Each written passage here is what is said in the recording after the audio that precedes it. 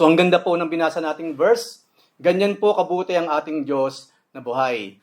Hindi siya tumitigil, umiikot siya. Yung kanyang presence is around this planet upang tignan yung pangangailangan ng kanyang mga anak. He is such a good father. Our Father is a very, very responsible Father. He is not a human father na minsan or kadalasan nagkukulang. He is not a human parent na kung saan hindi na ibibigay lahat ng ating pangangailangan. Lahat ibinibigay po ng ating amang makapangyarihan. Even though we are not praying for it, but you know what? Ibinibigay pa rin ng ating Lord. Di ba kadalasan pag nag-pray tayo, parang puros napaka-selfish lang, di ba? And sometimes we are also only praying for those things na arok lamang, abot lamang ng ating very, very short-sighted na mga mata. But we do need more than the things that we are praying for. At yun yung mga bagay na inibigay ng Panginoon sa atin in secret.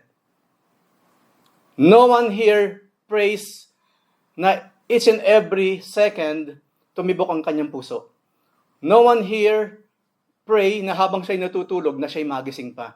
And yet, bukod sa mga nabanggit na ito, yun ang ibinibigay ng Panginoon. That is His gift. That is His responsibility. Yung mga bagay na hindi natin ginagawa actively, siya ang gumagawa nun. And to tell you, mga kapatid, napaka-minimal po ng mga bagay na actively ginagawa natin. Those things na bumubuhay sa atin, even though we do not actively know them, ang Diyos po ang nasa likod nun. Ganun kabuti ang Diyos na buhay. Yun na lamang pong hindi nade-deplete, hindi numinipis katulad dati, muntik nang mabutas ang ozone layer because of us noong 1980s. Pero siya'y na-solve dahil humipo ang Panginoon ng mga tao to tackle this issue. Ang ozone layer itself, no human being can really fix that.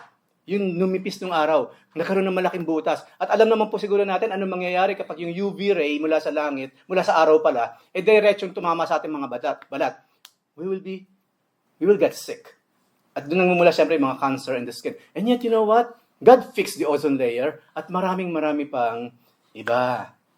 Muntik-muntikan na po. Alam niyo po ba mga scientists, meron silang tinatawag na 11th hour? Kapag ang world, especially nowadays, nasa brink of war and after wars and wars, muntik-muntika, each and every day po mga kapatid, muntik-muntikan na tayo pumasok sa Third World War. Kung lagi po tayo magbabasa ng news, the world not just a country, kundi the world itself, nasa 12th hour na po tayo. Pag magbabasa kayo ng scientific journal, yun ang pinag-usapan nila. So, nasa na ba tayo? Nasa 11:45 na ba tayo? Kasi pag nag-12th hour, ang ibig sabihin nun, that's it for humanity. We are destroying ourselves. And you know what? Our God, since siya isang responsableng Ama na lumikha sa ating lahat, believer or non-believer, laging kumikilos yung kanyang Holy Spirit to stop us from destroying ourselves. Ang Diyos mismo ang nagpe-preserve ng human life. At ang akala natin, we are preserving our lives. Pero ang Diyos po ang nagpe-preserve ng life, hindi lamang sa maliit na blue planet na ito, kundi sa entire universe. I'm not saying may mga aliens na binubuhay ang Diyos. Pero the mere fact na hindi nagbabanggaan nga yung mga planeta, who can control that? God alone. Sa hundreds or thousands of asteroids, meteors, na everyday hindi natin namamalayan, muntik-muntikan tumama sa Earth. Pero kung kayo po ay nasa astronomy, you know this.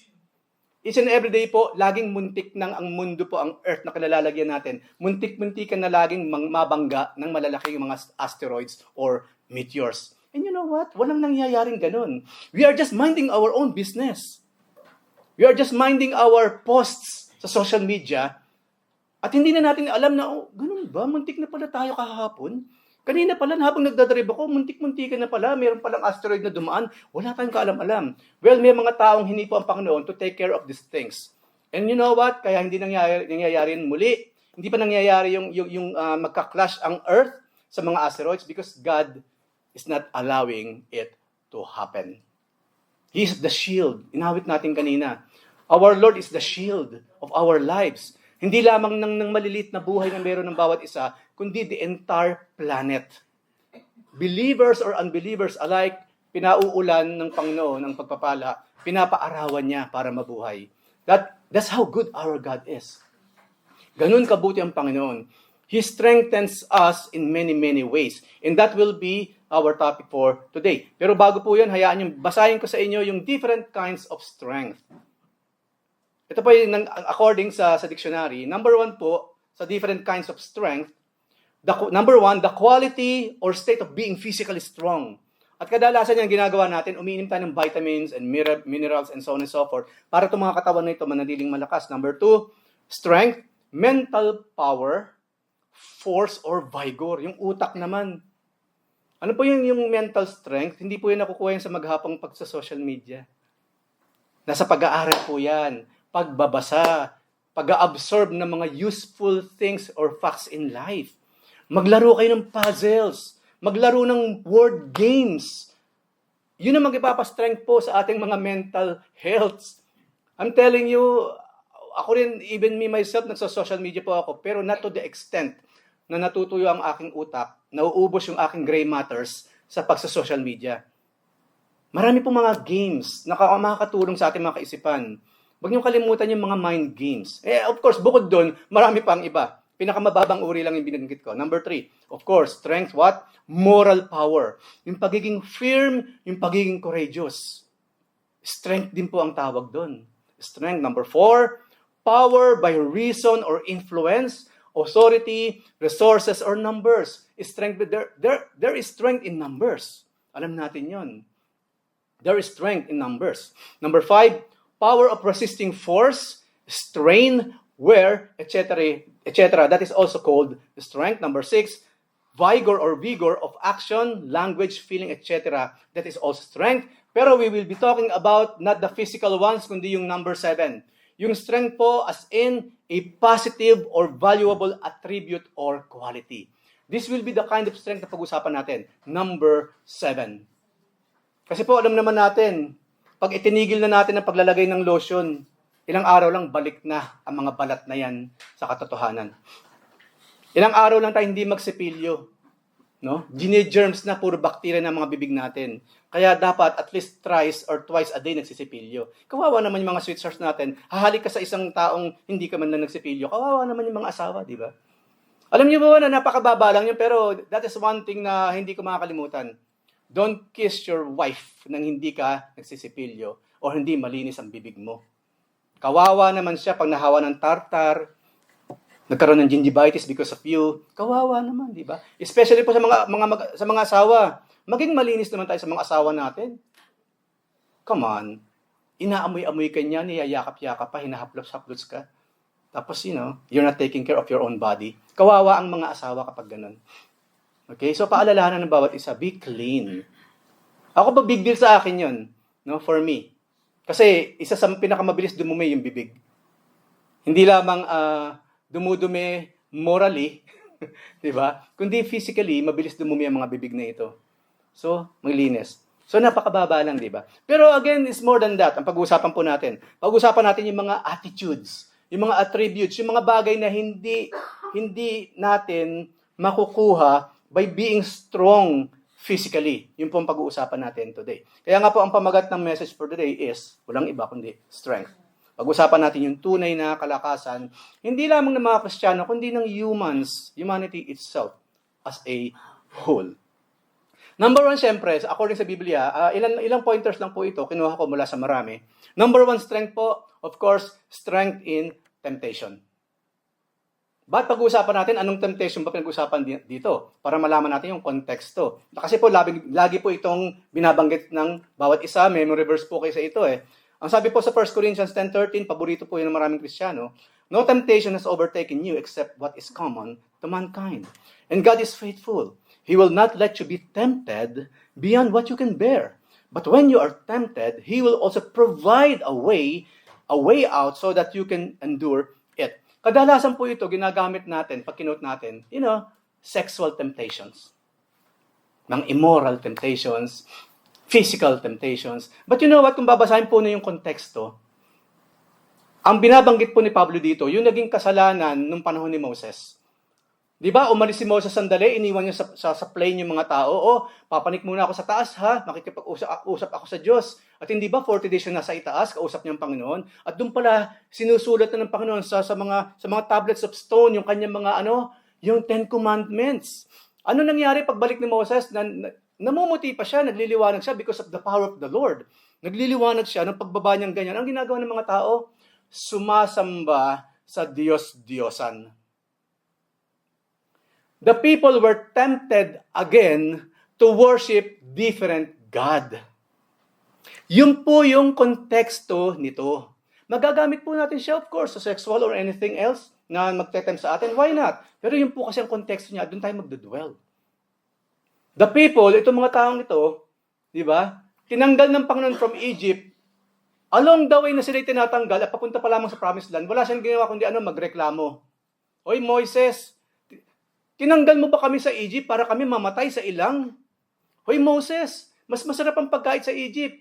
Nagsasawa na sila sa mana. Ano ba to? Pugo na lang everyday. Pugo.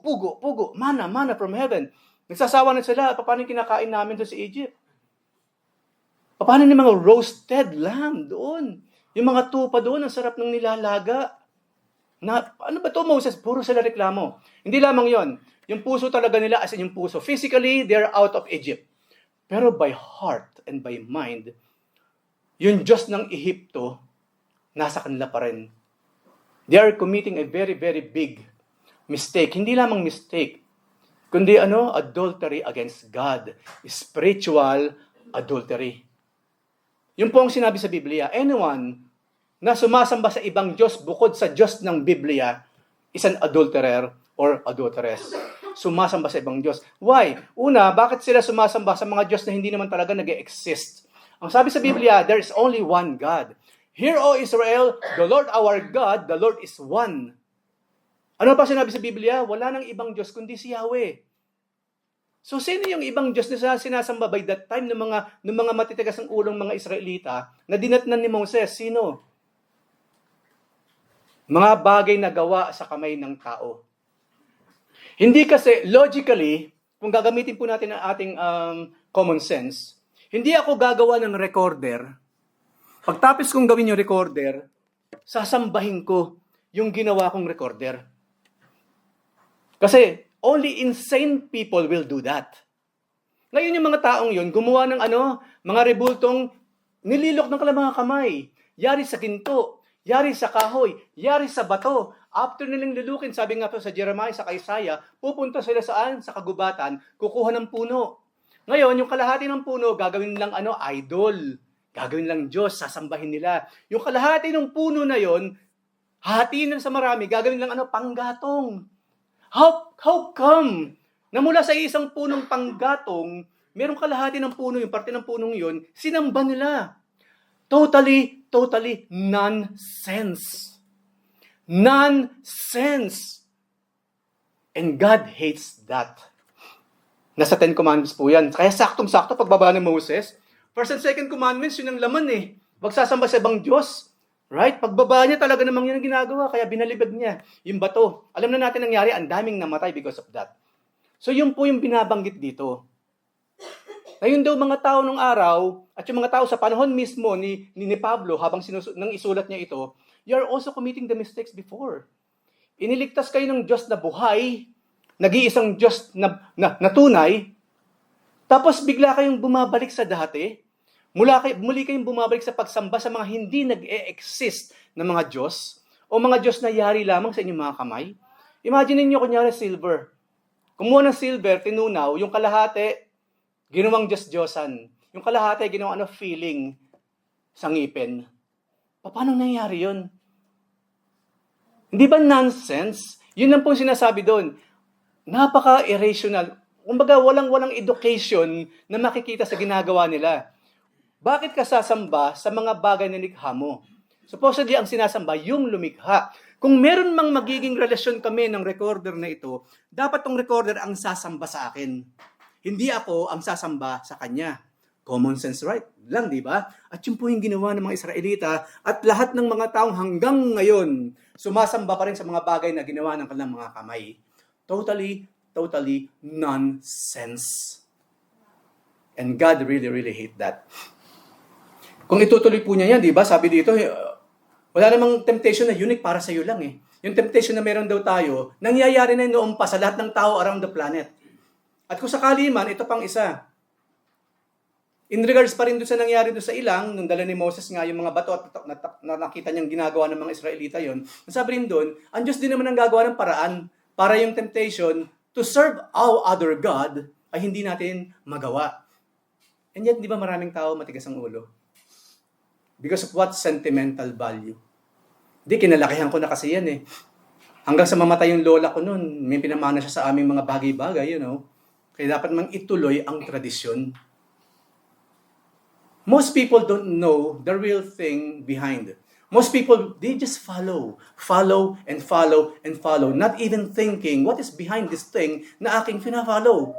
Parang sa Facebook lang yan eh. Parang sa social media lang yan. Why are you following that person? Do you really know what is behind that person? Hindi ba ang dami nang nare-expose na ganyan, na-expose? Na ang ganda-ganda ng kanyang, ano ba tawag nila dyan? Sa mga taong, ano tawag dyan? May term dyan eh. Hindi pala to forma. Ano yung ginagawa ng yung naging ano tuloy ng mga tao, sinusunod niya kasi ang lakas ng kanyang influence.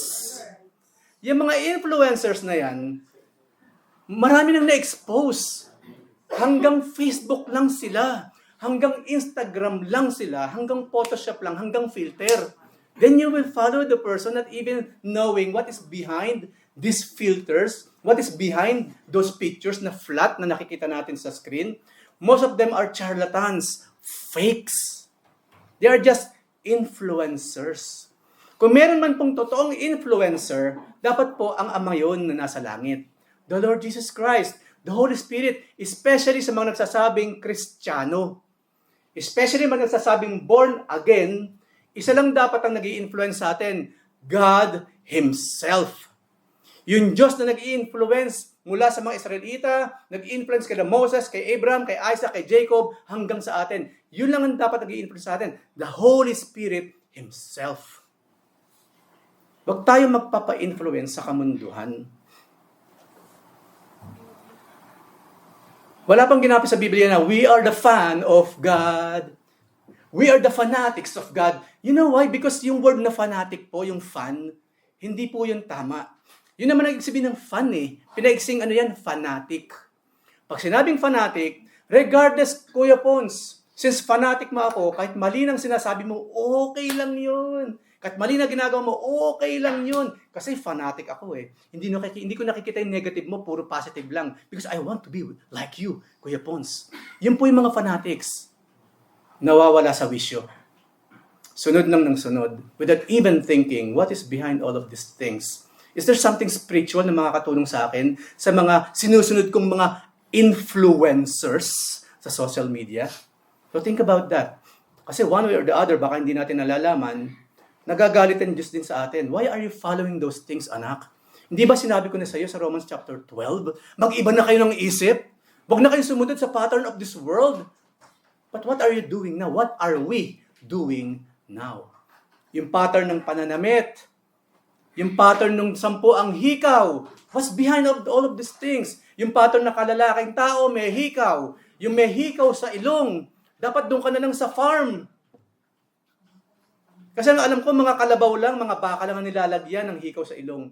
Why are they doing those things? They don't know. Kaso yung kasing influence of this world. So again, beware. Be influenced by God. Be influenced by His Holy Spirit. Don't be influenced by this world. We know who is the prince of this world, and that is Satan himself. And those demons na siyang gumagamit sa mga taong ito to influence us in a very, very ungodly way. So strength in temptation in not following the world. Strength in temptation in not following the trending. Lahat ng trending. Nakita niyo yung mga bagong pasok po yung sa dictionary. Nang mausa sa social media, yung word na trending, nagkaroon bigla. Yung viral dati, sa science lang yun, sa medicine. Ngayon, ang viral ginagamit na rin sa social media. Di ba yun ang laging laman ng bibig ng even ng bawat Kristiyano? Uy, trending yan. Uy, viral yan. Now tell me, hindi ba talaga tayo sumusunod sa pattern ng mundo? Yes or no? Answer that to yourselves. But then again, ulitin ko po, we must have the strength not to follow the temptation of this world, at sa katerba, hundreds of Bible study na ang dinaanan natin to arrive in this very, very simple truth na nanggaling po sa Biblia. Number 2, strength in trouble. Ang sabi sa Psalms 37, 39-40, the salvation of the righteous comes from the Lord, of course. He is their stronghold in time of trouble. Verse 40, the Lord helps them and delivers them. He delivers them from the wicked and saves them because they take refuge in Him. Magkakaroon tayo ng strength sa any kind of trouble na meron tayo even today if we will find refuge in our God. Yun po kasi yung ending ng kwento dito. Just like David. Si David po katulad din nating tao. And I am telling you, mas marami pong kasalanan nagawa si David kaysa sa atin ngayon. He did many heinous crimes. Mga crimes na hindi mo na makikita sa isang taong sinasabing the person who is after God's own heart. Kaya nga sabi ni David, di ba, Lord, keep me as an apple of your eyes. Kasi pag sinabing apple of the eyes, ibig sabihin yun yung paborito, di ba? So sino ba yung apple of the eyes mo? Sa church. Alam mo na, ikaw naman, tinatanong pa ba yan? Ganon si David. And yet he committed that crime against God and that crime against humanity. And you know what? Because God is a faithful God, is a forgiving God, kapag tayo humingi ng forgiveness, ang Diyos po, ang sabi sa Biblia again, hindi siya nakikip ng records of wrong. Napakamapalad natin dahil ang Diyos natin ay tunay na Diyos. Yung Diyos natin, Diyos na mapagmahal. Kasi hindi siya, yun na lang mere fact na hindi siya nakikip ng records of wrong, higit pa sa pag-ibig. It's more than that. It's the kind of love na Diyos lang ang pwedeng gumawa. Agape love. Ang Diyos po, sabi sa Biblia, hindi siya nanunumbat. Hindi tipong pagtatag, nagkasala na uli ngayon at humingi ng tawad, susumbatan tayo ng Panginoon. Ang arte-arte mo, 100 times na. Kung maiba lang ang Diyos, 100 times mo pinag-pray yan, 100 times mo nang ginawa yan, and here you are again. Hypocrite. Naalala ko yung ginawa mo dati. But you know what? God is not like that. Humans, yes, we are like that. Pero God, He never keep any records of wrong. Yung nagawa natin kasalanan kahapon na pinaghingi po natin ng tawad, gone forever. Yung utang, yes, naiipon yan. Kaya hindi tayo tatantanan ng mga taong pinag-utangan natin. So please, bayaran na yan isa-isa. And speaking about that, alam niyo po ba yung taong hindi nagbabayad ng utang? Para siyang merong malaking bolang bakal sa paa. Buong buhay niya habang hindi siya nagbabayad.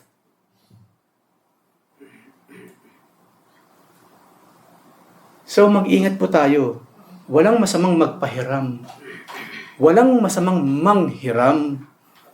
Pero pag hindi natin isinole yung hiniram natin, God is against us.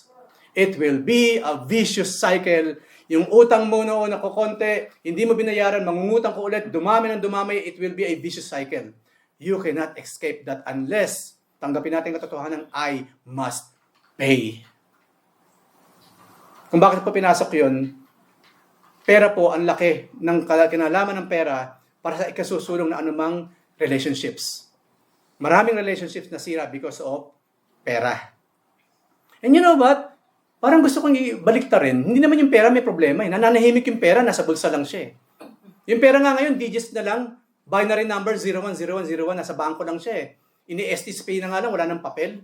Ano kailangan ng pera dito pag-uusapan natin? It's not really the money itself. But it's the love of money. At yung paggamit ng pera sa walang kapararakan. At yung hindi pagsasoli ng pera sa ating hiniraman. Ulitin ko po, nawahi po ng Panginoon ng ating mga conscience muna, ang ating human conscience. Pangalawa, may we be convicted by the Holy Spirit na ibalik natin ang lahat ng ating mga hiniram. Ayaw nating tayo nasa deathbed. Yung listahan ng utang, ayan ang gumugulo sa atin. Hindi ko nabayaran si ganito. Hindi ko rin nabayaran si ganito. Yung buong bayan namin, hindi ko nabayaran. Nakakahiya naman. Gusto ba natin tayo nakaratay sa banig ng karamdaman o sa banig ng kamatayan? Yun ang laman ng puso natin. We have all the power, the means to pay. Pay. Okay? Pay. Ngayon kay David po, bakit binanggit ito? Kasi David, katulad po sa binanggit ko, Nagkaroon siya ng malaking utang morally. Hindi lamang sa Diyos, kundi sa mga tao around him. And he really cannot pay that back. Why? Kasi buhay ang kinuha niya. Pamilya yung kanyang sinira. He cannot repay that back. But you know what? Then again, kaya ako po pinasok sa ganung matitinding mga eksena. God can still forgive us sa mga bagay na yun. And if we really would like God to forgive us, do our part. Humingi ng tawad. Patawarin mo ako sa utang ko, please. Patawarin mo na ako sa utang ko, please. Nawahi po ng Panginoon yung mga tao. Sige na nga, quits na lang yung utang na yun. Huwag mo nang bayaran. Okay lang, kasi maraming ganyan, di ba? Okay lang yun, kasi anyway, mamamatay ka na kasi. Sige, huwag mo nang bayaran. O ano kaya? Hindi, sige na, may sakit ka pala, nagkaketong ka eh. Okay na yun, quits na. Kasi di ba nakakalungkot yun? Nakakalungkot yun. So, linisin natin ang ating mga listahan. Kung paano ang Diyos hindi nagkikip ng records of wrong, huwag din tayo magkip ng records of utang. Bayaran isa-isa. It will be a vicious cycle na walang matinong taong gusto niyang nandun siya lagi. All the days of his life. Okay? So, strength in trouble. Meron ba tayong trouble financially? Take refuge in God. Huwag natin gagamitin ang pangalan ng Panginoon sa mga bagay na ito. Ang Panginoon nga marunong magpatawad. Ikaw ayaw mo magpatawad. Ang tagal-tagal na ng utang ko na yun. Please, patawarin mo na ako. Please. Huwag natin gagamitin ang pangalan ng Panginoon bilang panakip-butas. Hindi po panakip-butas ang Diyos. God is a fixer of things, a fixer of the soul and the spirit. And the way that God will fix us by what? Hindi niya tatakpan. God will tell us what to do. Pumunta ka doon sa tao, humingi ka ng tawad. Kung talagang hindi mo na kayang bayaran, sabihin mo sa kanya, parang tayo hindi na naghihintay. Mamaya pag-uusapan po natin naman yung paghihintay. Kasi we also need strength sa paghihintay. So yan po, marami pang mga application na pwede tayong paglagyan ng bagay na ito. Gumawa lang ng isang example na kadalasan kasi yun ang naging problema ng tao sa kapwa-tao. Number 3, syempre po, strength in sickness. Blessed are those who have regard for the weak. The Lord delivers them in times of trouble. Number 2, the Lord protects and preserves them. They are counted among the blessed in the land. He does not give them over to the desires of their foes. Number 3, verse 3, the Lord sustains them on their sick bed and restores them from their bed of illness.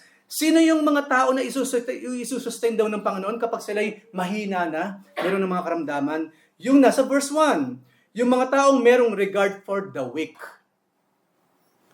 Yung mga taong hindi nagpapabaya sa kapwa-tao kapag sila'y nanghihina, hindi rin pababayaan ng Panginoon pag sila naman ang nanghihina. Nasa Biblia yan, di ba? O yun daw mga malalakas spiritually. Tulungan yung mga mahihina spiritually. Nasa ganun yung mga mahihina spiritually, kapag naging malakas na sila spiritually, yung mga malakas spiritually noon, at dumating sila sa pagiging weak spiritually, yung mga mahina noon na naging malakas na ang tutulong sa kanila. That is life. Maging matulungin sa mga taong dapat talagang tulungan. Kasi ganun naman ang Panginoon magpala eh. Hindi ba nasa Bible yun? Dahil ikaw ay mapagkakatiwalaan, dadagdagan ko pa yan ng tenfold. Di ba nasa Biblia yun? Na mga simple principles in life po yun, or simple principles sa Biblia. Kung ano ang tinanim mo, yung aanihin mo. Kapag tayo nagtanim ng pagmamahal din ang aanihin natin. Pero again, wag natin masyado naman tayong, kasi madalas po, even the Lord Jesus Christ, He experienced that. Nagtanim maraming pagmamahal, pero may mga tao pa rin talaga hindi nagbalik ng pagmamahal sa Kanya. But since we are Christians here, inanarrow down natin, tayo mga Kristiyano, since tumatanggap tayo ng pagmamahal sa Panginoon, magbigay din tayo ng pagmamahal sa iba. Dahil ang magiging kapalit nun, mas marami pang pagmamahal mula sa ating Diyos. To make it very, very simple. Saka hindi lamang po yun. Yun yung madaling part. You know what the hardest part na kung saan doon medyo nahihirapan ng taong intindihin? Ang sabi ng Panginoon, huwag niyong mahalin yung mga nagmamahal sa inyo. Kasi pag minahal kayo ng mga minamahal ninyo, ayun na yung gantimpala mo. The person you love will love you back. Ano sinabi ng Panginoon? Kasi yun ang daraanan niya at pinagdaraan niya by that time. Love those persons who hate you. Love the people na hindi mo laging kaisa sa kaisipan.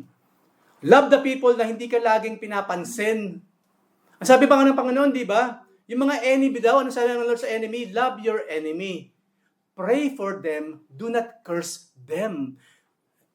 Yun yung klase ng principle na sa kaisipan ng tao pag narinig niya, Lord, how can this be possible? Anak, it became possible. See, I love you. Ano sinabi sa Romans 5:8? Na habang tayo ayaw natin sa Diyos, ginusto tayo ng Diyos. Habang tayo naglulusak sa kasalanan, doon tayo minahal ng Panginoon. Even though we don't love us, He loved us. Even though we don't love God, He loves us. Because God is proactive.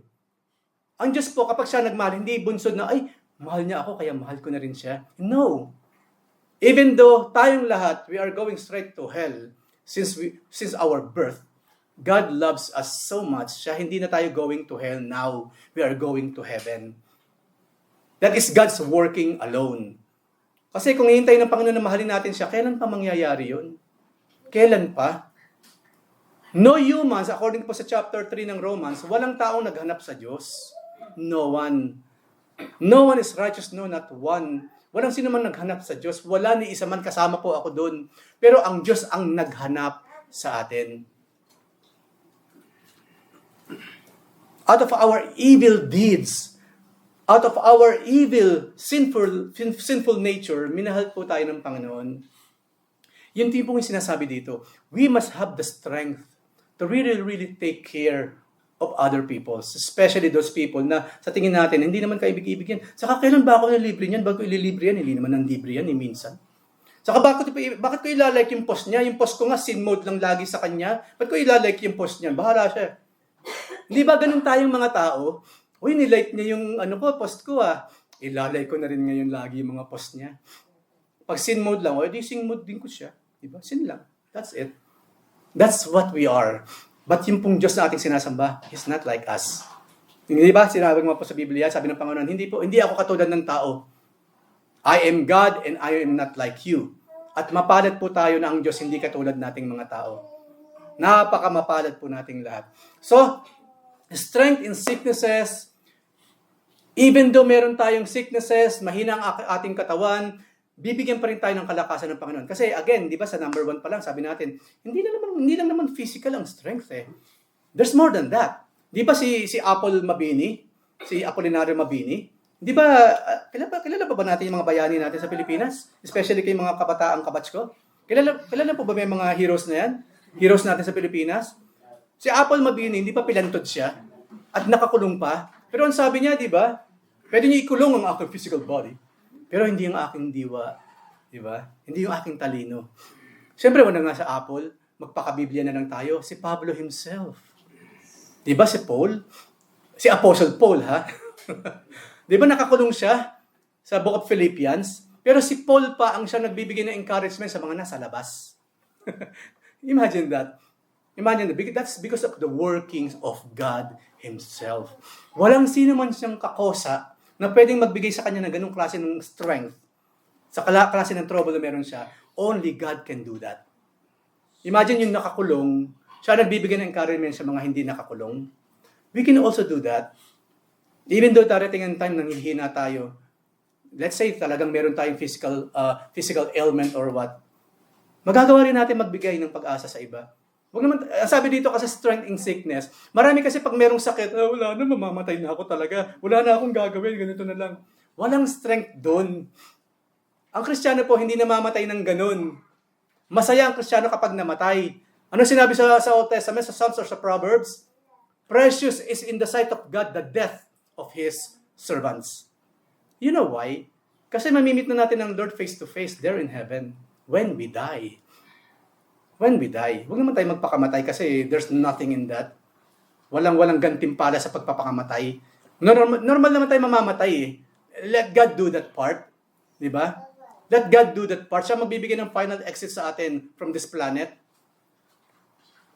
Even in our ailments, tandaan po natin, huwag naman tayo magpakalulong sa kalungkutan pag tayo may sakit. Ministry pa rin natin na habang tayo mahina physically, magbigay pa rin tayo ng kalakasan sa mga taong walang sakit. Dahil remember again, hindi kasi itong katawan lang na ito, physical body na ito pag-uusapan natin, pagkukuhanan natin ng strength. It's more than this physical body. It's more than the physical realm. At nakita po natin yan sa Bible itself, hanggang sa kamatayan ng mga apostol, sa kamatayan ng Panginoon. Ano ginagawa nila? Nag-i-encourage. Bago mamatay si Apostle Paul, ang sabi niya, meron pa akong gusto pang mangyari sa buhay ko. I would like to know Christ more. Brother Paul, pupugutan ka na ng ulo, yan pa rin ba ang nais mo? Hindi ka ba, wala ka bang planong gumawa ng appeal man lang sa higher court? No. Kasi ang gusto ni Pablo, makita na niya ng harapan ng ating Diyos. And that's it for him. God expressly told Paul, hanggang dito ang buhay mo, at malapit mo na ako makasama. At yun nga sinabi ni Pablo, I want to know you more, Lord. And you know what? That happened when he died. Nasaan ba si Pablo na mamatay siya? Sa piling mismo ng Panginoon na kanyang sinasamba. He knows more in heaven than here on this planet. Ganun din po sa atin. When we go there, sa piling ng Diyos, we will know Him more. Okay? We will know Him more. Eksakto, 100%. Number 4, ito po.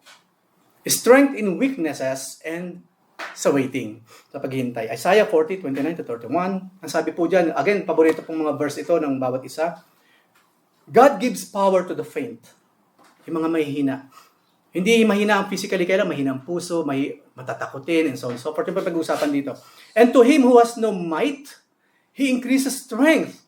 Verse 30, maging ang mga bata, ang mga youth, shall faint and be weary. Kaya hindi mo minsan nahihirapan tayo, nagpa-faint din tayo. Kasi sabi sa Biblia, kahit yung mga kabataan, nanghihina rin. Yung po sabi sa Biblia. Even youths shall faint and be weary. And young men shall be exhausted. Verse 31, but they who wait for the Lord shall renew their strength. They shall mount up with wings like eagles. They shall run and not be weary. They shall walk and not faint. This is more than physical, of course. Sinong tao ang pag naglakad ng malayo, hindi napapagod? Sinong tao ang kapag tumakbo, hindi mapapagod? Sino? This is talking about something na beyond this physical strength. Yun po yung strength ng pananampalataya natin sa Diyos. Our faith will make us stronger. Our faith will keep us going on and on, lumakad ng lumakad para sa ating Panginoon. Alam niyo po ba, isipin ninyo, kailan dumating yung time nagkaroon tayo ng spiritual na kahinaan? Dahil nagkulang ng Diyos? O bakit ka na naman mahina dyan, brother? Nanghina ako spiritually kasi parang iniwan na akong Panginoon. Hindi naman kasi sinasagot ng Panginoon yung panalangin ko. Yung pinapanalangin ko, 20 years ko nang pinagpipray, ibang sinagot. Kaya ito tuloy, nanghihina ako ngayon. What? Pwede bang ang Diyos maging source ng kahinaan?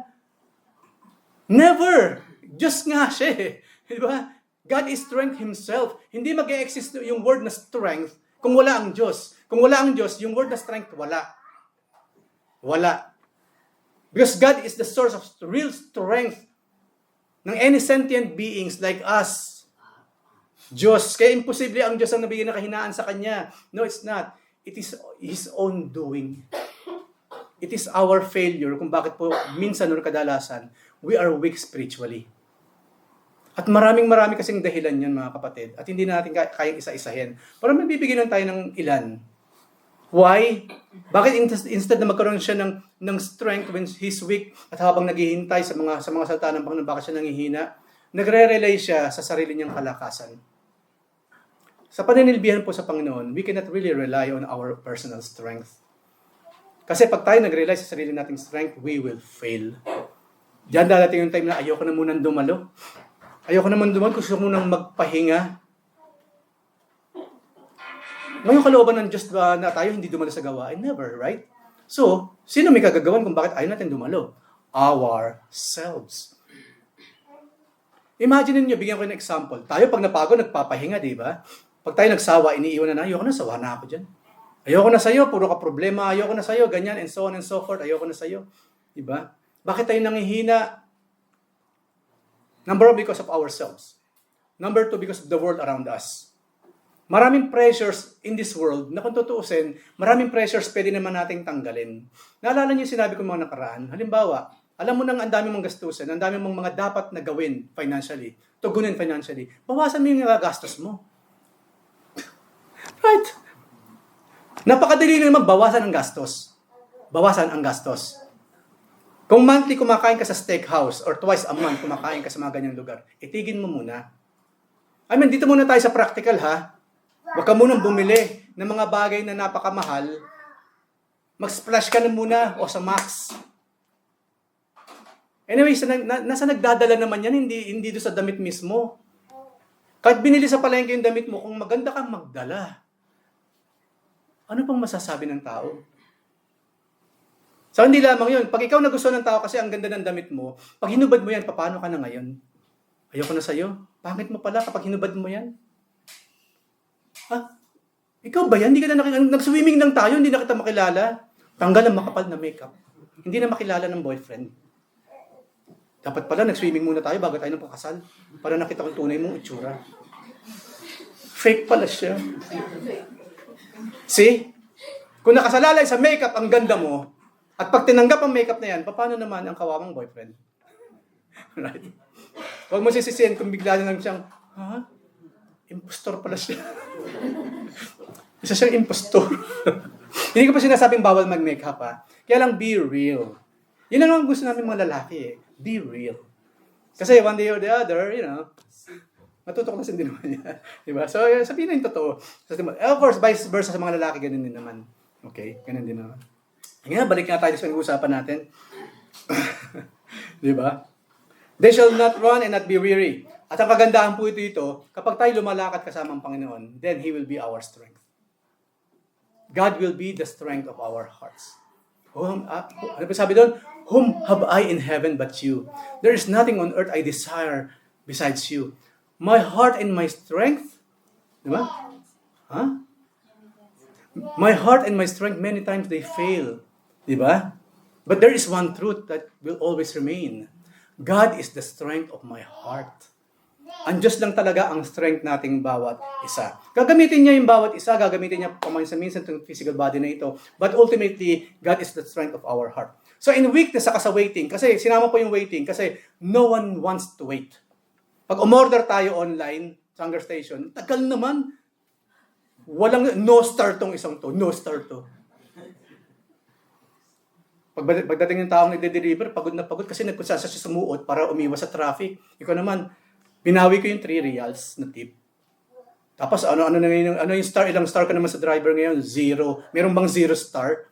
Wala man lang sa isip natin, traffic na oras nga pala ngayon. Ganun tayo, di ba? Pagdating sa patience, totally halos walang patience. Yung bang ang hilig natin humingi ng pasensya sa kapwa natin. Pero we ourselves, wala rin namang patience. Hindi pa ba luto yan? Tagal naman ang kanin na yan. Yung patience kasi, nakukuha rin sa Panginoon. Especially kung ang Diyos po ang hinihintay. Sabi po doon, di ba, lagi natin binabanggit, blessed are those who patiently waits for the Lord. You know what, in life, it is really God we are waiting. Akala natin, hinihintay nating tayo ang mapili na employer, na tayo ang mapili, di ba, para sa trabaho yun. Don't wait for the employer. Wait for God. Kasi alam naman natin, di ba, lahat ng bagay na nangyayari sa mundong ito is in accordance to God's will. God's sovereign will. At maraming beses na po natin yan napatunayan. Nagsusumiksik nga tayo, di ba, mag-apply kunyari. Gusto kong magtrabaho sa Canada. Talagang gumasos tayo, lahat ginawa natin, lahat ng dokumento, inhanda natin. Andun na lahat sa Canada, walang nangyari. Sisisihin natin ngayon, sino? Yung Canadian government. Ayaw nila nun.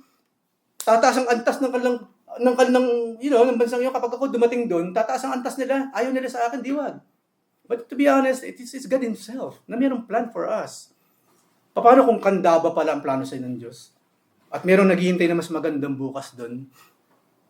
Di ba? Imbis na mapunta ka sa Mexico, Mexico pala, sa Pampanga, ang kalooban sa ng Panginoon. O, paano na ngayon yan? Di ba? Ganun ang Lord kadalasan eh. Ako mismo, I don't want to be here. But I'm here now. At nung nandito na ako, nakita, okay, maraming salamat Lord. Meron ka palang, ang gandang-ganda pala na aabutan ko dito. Malayong-malayo sa aking panghinagap, sa aking personal na mga planuhin. Ultimately, it is God's will na laging mangyayari sa atin. Kaya pag sinabing, blessed are those who patiently waits for the Lord, it covers everything in our lives. Hindi lamang yung sagot sa ating mga panalangin, kundi sa lahat ng aspeto sa ating buhay, we must wait for the Lord. Okay? We must ask, bago tayo magplano, Lord, pag nagpaplano tayo, ipakita na sa Lord, ito po ang aming plano sa buhay. Lord, ito po yung decision na gagawin namin. Lord, and this, and this, and this, isinusuko po muna namin sa inyo, Panginoon.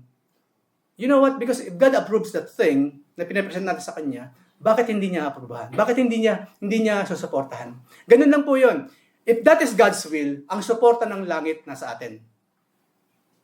I'm not saying, kasi kadalasan sinasabi ng marami, kapag napaka-smooth ng lahat, ibig sabihin God's will yun.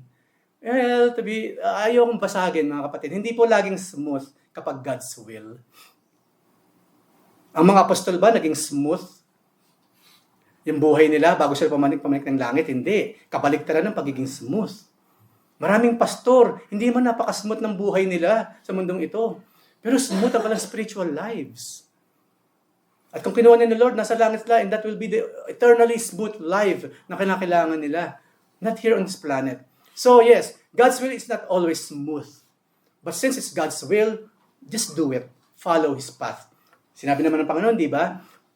Sadyang makitid yung daan patungo sa buhay. At napakalawak, aspalto, 100%, napakagandang aspalto ang nakalagay sa malawak na daan. At hindi ka mahirapang mag-travel doon. Pero sa masikip, hindi. Rough road po yun. Pero yun ang kalooban ng Panginoon. And always, kapag kalooban ng Panginoon na sunod natin, ang laging ending po, walang problema in the end. Walang negative repercussions. Kasi hindi po ba, panghuli lang po ito, sa example ko, tayo, minsan pag tayo nagplan o nag-decide, we are only thinking about now. Kapag nakuha ko ito, okay na lahat. But we never think of the repercussions naman sa iba. Hindi, bahala na siya. O hindi, pag nakuha mo yung trabaho na yan, yun nasa posisyon yun, mawawalan siya ng trabaho. Hindi, wala naman siyang kwenta eh. Ako may kwenta ako eh. So ako dapat talaga nasa posisyon niya. Ang Lord po kapag kumilos, hindi siya ganun. Na in order na maitas tayo, meron siya ibababang iba. Never po natin gagawin yun mga kapatid. Lord, I pray po, kunin mo na ang buhay ng taong to. Para ako nang papalit sa posisyon niya. O ano kaya, Lord, kailan ba matatanggal sa trabaho ito? Ay, isipin natin yung taong yun na pasaway, let's say, may pamilya rin siya. May pinag-aaral din mga batang yan, walang kamalay-malay sa mundo. And we are praying mawalan siya ng trabaho. Don't do that. Even evil yung tao, don't do that. Don't let God do His part, not us. Kasi hindi ba napaka-cruel? Yung tao na pinagpe-pray natin na nawa, matanggal sa trabaho to kasi pasaway. Ang feeling natin, righteous yung prayer natin, di ba? Lord, pasaway naman kasi talaga, Panginoon. I pray, Lord, no? Matanggal po sa trabaho. Ulitin ko po, remember, yung mga taong sinusuportahan ng taong yun. May mga magulang siya, may asawa siya, may mga anak siya. Kung mayroon pang apo, hanggang apo kasi pinag-aaral pa eh. Di ba? Ng lolo't lola. Paano na ngayon yung mga taong yun? So think about these things. Hindi lamang yung mga nasa harapan lang natin. What about those things? Oy, ala, ito lang na nakikita ko, yung pala mag-isip tayo ulit. May tamang panalangin. Pero para mapahamak o mawalan ng pagpapala ang tao, hindi po yung panalangin ng isang righteous person. That's not. Again, sabi ng Panginoon, huwag silang sumpain. Yung enemy daw, ipag-pray. I-bless, hindi kabaligtaran. So ulitin ko po marami, kasi lahat tayo narito ngayon nagtatrabaho. Marami tayong klase ng ganyang mga klase ng mga boss. Especially po yung mga nasa middle management lang, sila yung talagang mga pasaway. Yung mismong nasa itaas, hindi pa eh. Yung mga nasa middle, yun yung mga nagpapalakas kasi sa mga nasa itaas, yun ang talagang pasaway. Again, sabi ng Panginoon, do not curse them. Pray for them and bless them. At ano man ang dapat gawin sa kanila sa pagiging pasaway, iniiwan na yun sa Diyos. Doon po natin ginagamit yung term na ipagpasa Diyos na lang natin ang bagay na yan. Tama po yung mga kapatid. Kaya ginawa na natin yung righteous things na dapat natin gawin, then yun ang susunod doon. Lord, ginawa ko rin dapat kong gawin sa bagay na ito, but still yung taong ito naging pasaway pa rin sa akin. Lord, kayo na po ang bahala sa kanya. Hanggang doon lang po tayo mga kapatid. Okay? If we will go any further, then hindi natin alam kung anong klase ng black hole yung pinapasok natin. Madali pong pasukin ng black hole, ang lakas po ng magnet niyan. Pero yung paglapas po, napakahirap. Okay, napakahirap. Verse number 5, strength in service. Ito, napakahalaga nito. Hebrews 13:20-25. Now, may the God of peace, who, through the blood of the eternal covenant, brought back from the dead our Lord Jesus Christ, that great shepherd of the sheep, equipped you with every good for doing His will. And may He work in us who is pleasing to Him, through Jesus Christ, to whom be glory forever and ever. Amen. So, ang sabi dito, di ba?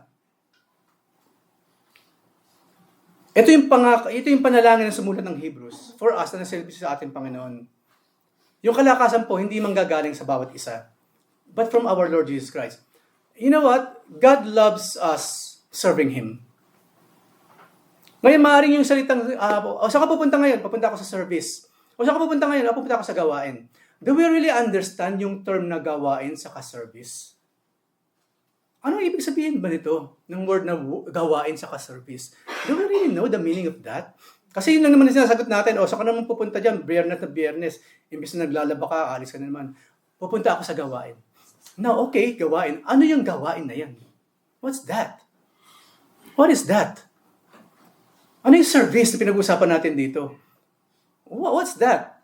And you know what? Marami po hindi naintindihan yun, even though yun ang lagi sinasabi. Pupunta ako sa gawain, pupunta ako sa service. What's that? Yung pupuntahan nating service at gawain. Ano ang nakapaloob doon sa mga words na yun? Simple lang, di ba? Serving the Lord. Yun po yung pinupuntahan natin. O saan ka pupunta? I am going to serve the Lord. We are not here to be served. We are here to serve the Lord. Tandaan po natin, ang ating pagsisilbi sa Diyos at yung kamamaraanan ng pagsisilbi natin sa Panginoon, nagpa-flow back sa atin. Kasi, ang sabi ng Panginoon, nung ako'y giniginaw, hindi mo ako binigyan ng balabal. Nung nagugutom ako, hindi mo ako binigyan ng pagkain. Nung ako'y nangihina or what, hindi mo ako binigyan ng kalakasan. Nagtataka ngayon ng mga apostol, Lord, kailan ka ba namin nakitang nagutom ka? Kailan ka namin nakitang ikaw yung hubat at giniginaw ka, Lord? Hindi namin alam, Panginoon. Ano may ibig sabihin, Panginoon? Ano sabi ng Panginoon? Simple lang Ano man ang ginagawa mo sa mga taong to sa aking mga anak, ginagawa mo rin para sa akin. So, ang una po, pag sinabing gawain, gumagawa tayo para sa Panginoon. And through serving God, we are also at the same time serving each other. Kasi whatever we are doing to God, we are doing to each one of us. So, hindi ba napaka straightforward ng Panginoon? Kapag yung kapatiran, lagi mo iniismiran, para na natin iniismiran ng Panginoon noon. Pag yung sinusundo natin, binabalibagan mo ng pinto, para mo na rin binalibagan ng pinto ang Panginoon. Pag nilagyan mo ng maraming magic sarap yung pagkain, to the point na grabe ang asin, ang alat niyan, at halos masira ang kidney nung kumakain, ginagawa mo na rin yun sa Panginoon. Right? Ganun kasi kadiretso lang, napaka-practical na sinabi ng Panginoon. Ano man ang ginagawa mo sa aking anak, ginagawa mo rin sa akin. So remember that. Pag tayo nagsungit sa bawat isa, sinusungitan na rin natin ang ating Panginoon. Pero pag meron tayong prejudice sa bawat isa, meron na rin tayong prejudice sa ating Panginoon. Ganun lang po ang principle, ang heavenly principle in life. Kapag tayo may galit sa ating kapatid, para rin tayo may galit sa ating Diyos.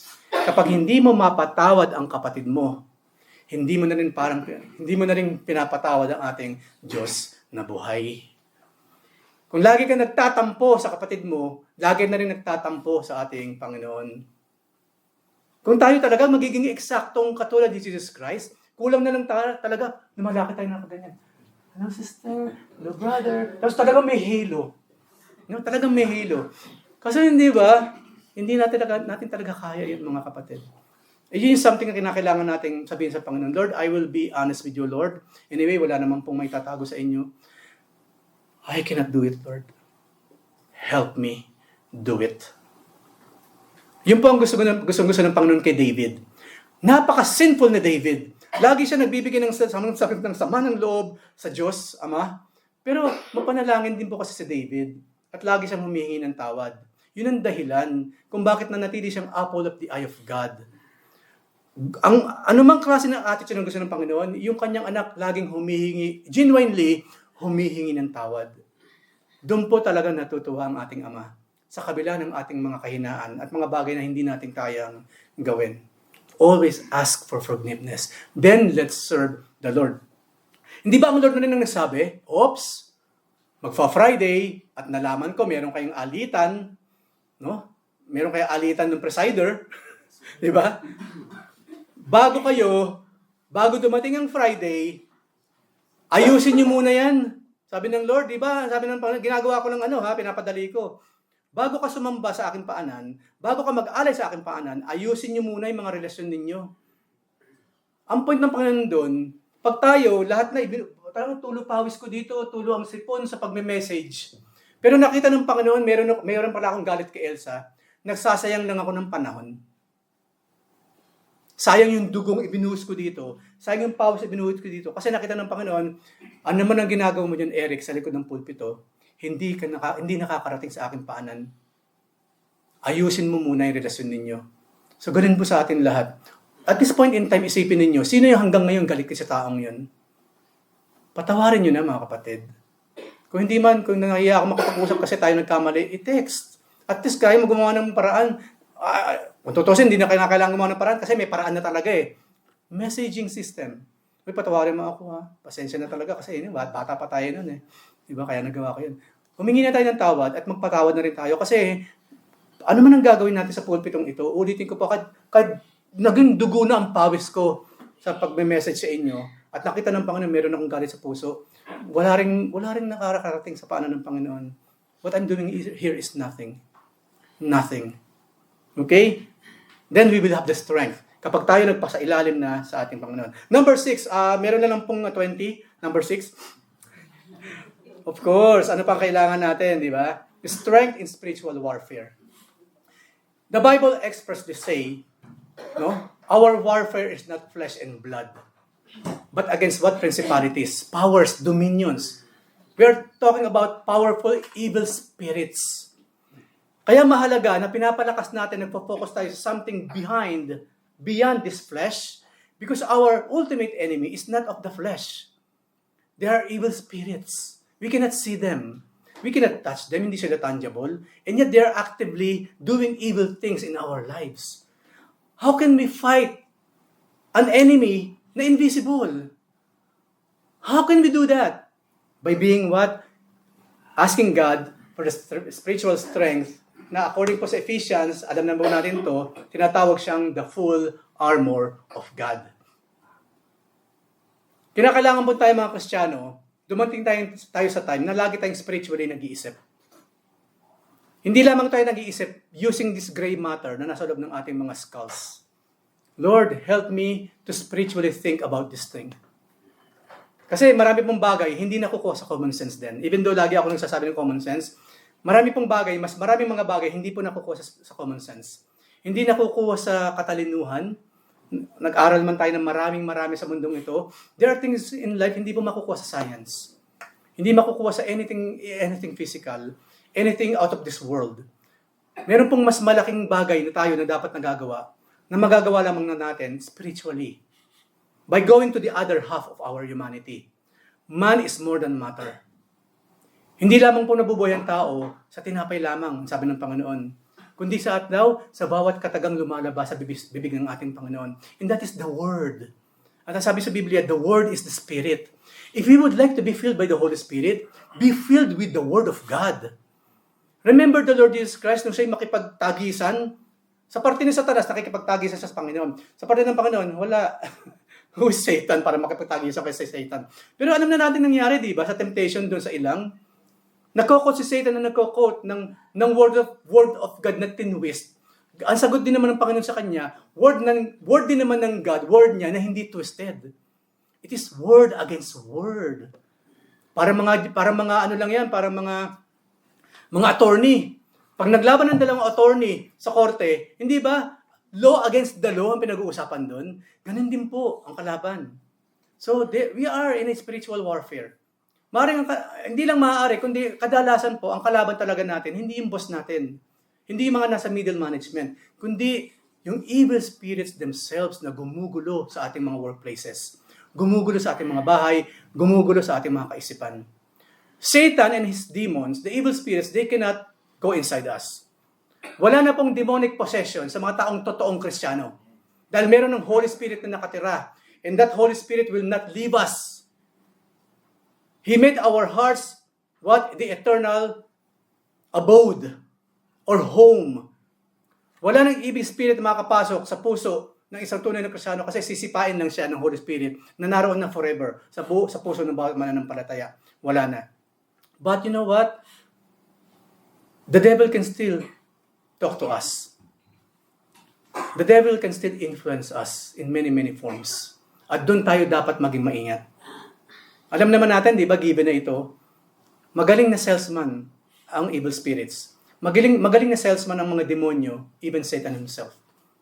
They are the perfect salesman. At kadalat sa kapag sila nagbenta, yung taong binibentahan nila, laging bumibili. Nabubudol.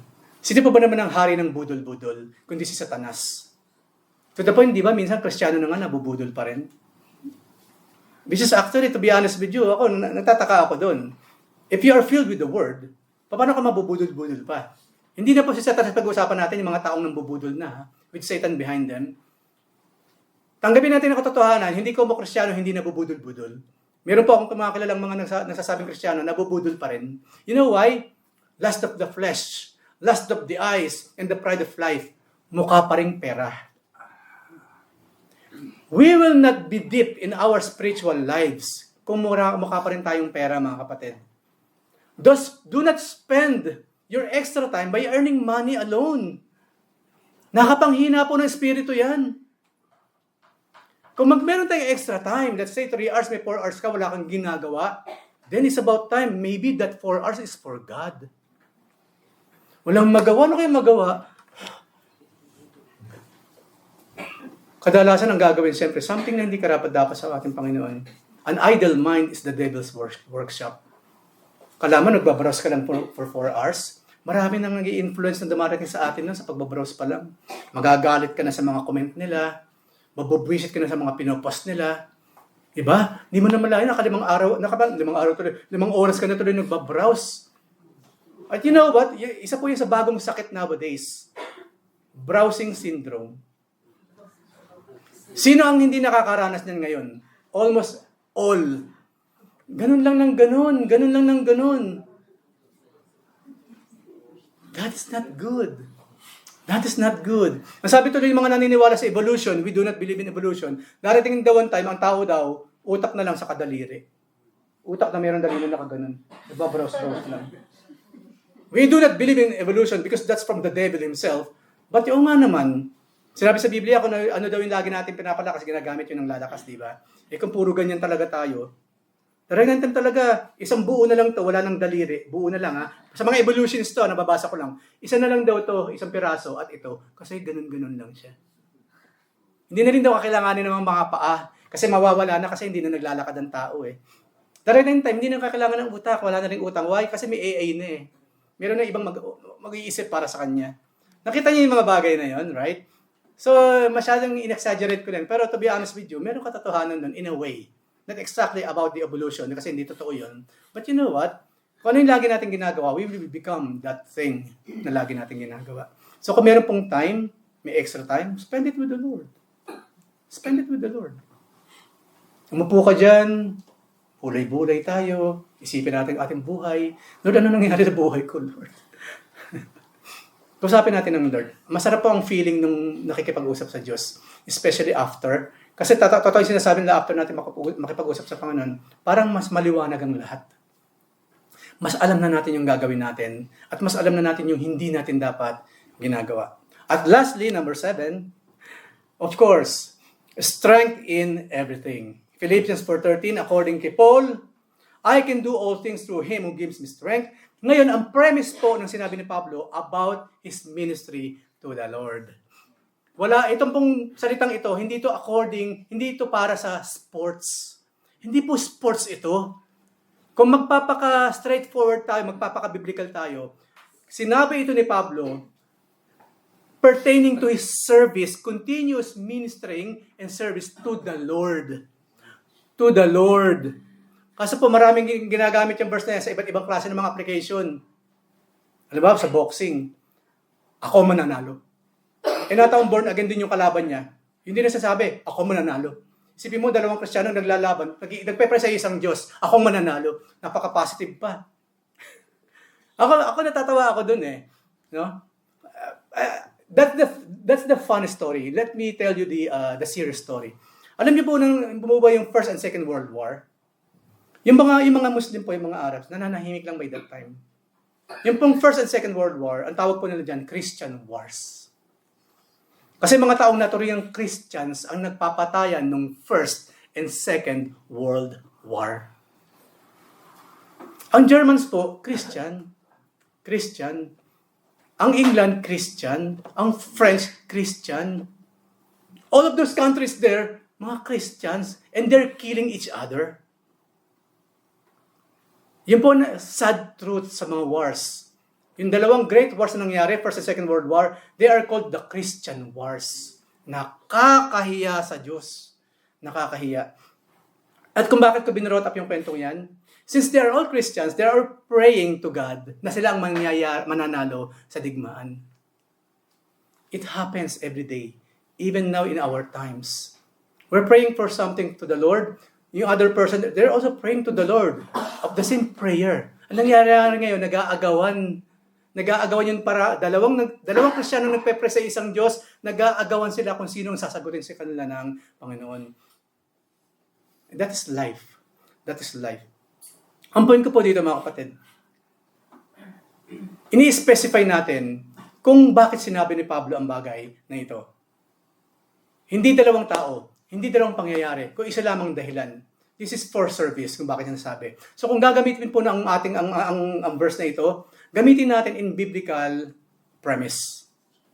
Huwag natin gagamitin kung saan-saan kasi maraming hindi magtutugma dyan along the way. Oh, yes, pupunta ako ng tennis. I can do all things through Christ who strengthens me. Hindi about sports ang verse na ito. Hindi about sa pagluluto yan. I can cook all things through Christ. No, it's not. Alam niyo po ba, kasi maraming mga verses po sa Biblia, ginagamit kung saan-saan. The Word of God is special, and as application is also special. Huwag natin gagamitin sa mga menial things. Ang Biblia mismo nagsabi, may mga palayok ginagamit saan daw? Sa royalties. Merong mga palayok ginagamit sa mga mabababang uri. Well, the Word of God is royal itself. Huwag nating i-apply sa mga bagay na pawang mga maliliit o hindi naman nararapat. So mag-iingat po tayo in quoting verses. Bigyan ko pa yung isa bago tayo maghiwalay. I know I'm over time ng 9 minutes. Ang sabi ng Panginoon kasi, and you will pray, you will ask everything in my name and it shall be given unto you. Ang premise po ng verse na yon, yung haharapin ng mga apostol na gawain pagtapos niyang mamatay. Gawain po ulit ang premise ng word na yon, that you will ask anything in my name and it shall be given unto you. Kailangan niyo ng talino, biblical knowledge, I will give it to you. Kailangan niyo ng spiritual strength, I will give it to you. Everything is spiritual and everything is about heaven. Pero anong ginagawa ng maraming tao ngayon pag kinukot nila yung and ask anything in Jesus' name, it shall be given to you? Kung ano-ano hinihingi. Lord, hinihingi ko siya mula sa inyo. Lord, humihingi po ako ng mas mataas na sahod. Lord, humihingi po ako ng mas maputing balat. Yung mga mapaputla ng balat, Lord, hinihingi ko sa inyo ang medyo brownish na color, parang golfer's tan or what.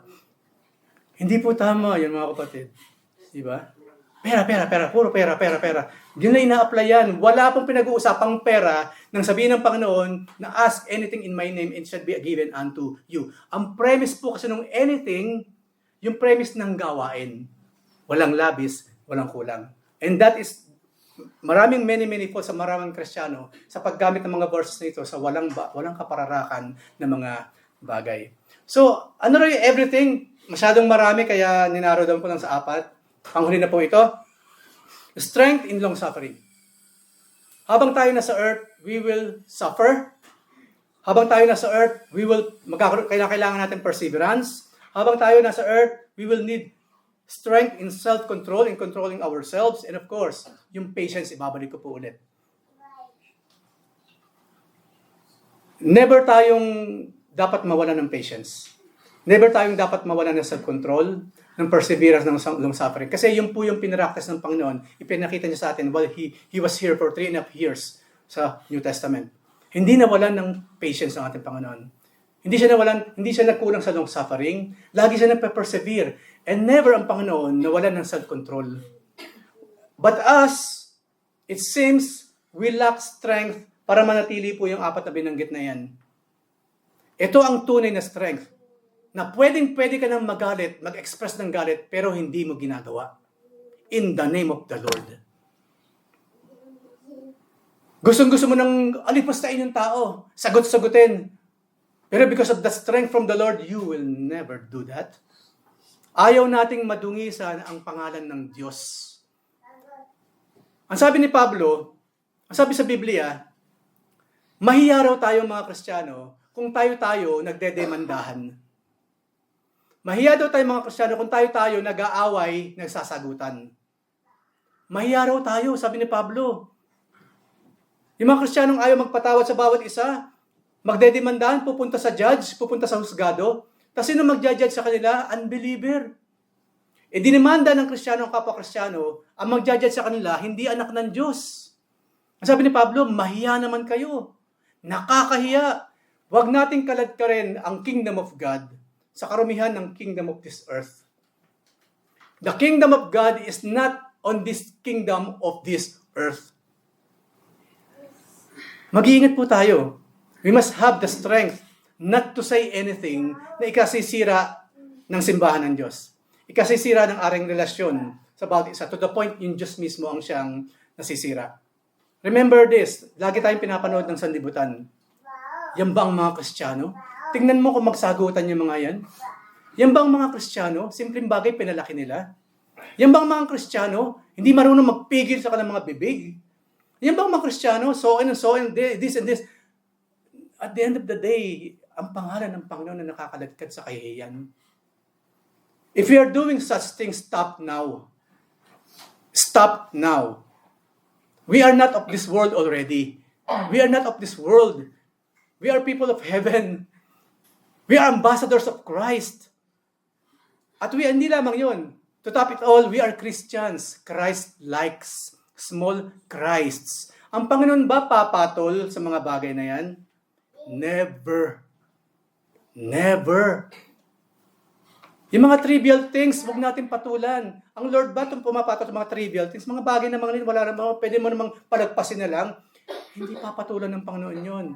Again, let us be Christ-like in all ways. Kasi po, ang pangalan ng Diyos sa kanyang simbahan ang nalalagay sa katatawanan. And the world of the unbelievers is just watching us, just looking at us sa ating mga ginagamit, ating mga ginagawa at mga sinasabi. And they are not happy about it. Happy in a way, natatawa sa atin, but they are not happy na yan ba ang taturingang mga anak ng Diyos, mga born again? Bakit na sinasabi yan? Bakit sila nag-aaway? Bakit sila nagpo-post ng ganyan? Ano ito? Narcissism? Pwede mo i-animate yung mga picture niya kasi i-animate mo na lang, padala mo na isang buo, animation na lang siya. Movie. Okay? Let us be strong about these matters. Kasi yung mga bagay na akala natin, it doesn't matter at all. They are the things that really matters sa ating Diyos.